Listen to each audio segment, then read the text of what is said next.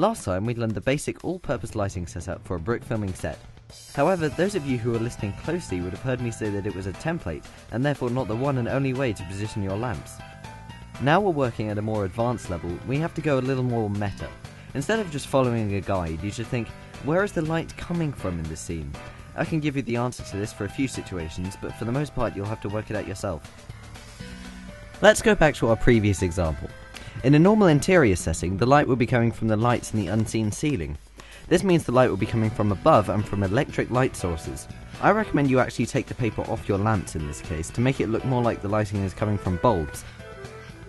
Removing the paper means everything is going to get a lot brighter, so you need to cancel it out by turning down the exposure setting on your camera. You'll want to avoid pure white hotspots like this though, so keep turning down the exposure or reposition your lights to get rid of them. A daytime outdoor scene is a little trickier, seeing as there's only one light source when you're outside, the sun. This means that everything on set should only have one shadow. The sun's light is pretty ambient, so the paper comes in handy here. Although the paper will make everything darker, so this time you'll have to turn the exposure on your camera up. Cloudy days are considerably darker, so you might want to reduce the number of lamps that you're using. You'll definitely need your paper, and you might want to turn your lamps away from your subject. A nighttime scene will be the hardest to get right. Remember to ask, where is the light coming from?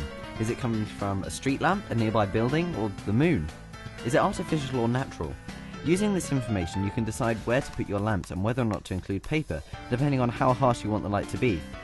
If you want to be really fancy, you can invest in some on-set lighting. Amazing, I know. I'll include links to them in the video description. That's it for lighting. If you have any suggestions for future tutorials, leave them in the comments, because I want to make what you want to see. I'll also be answering questions down there if you have any. See you next time.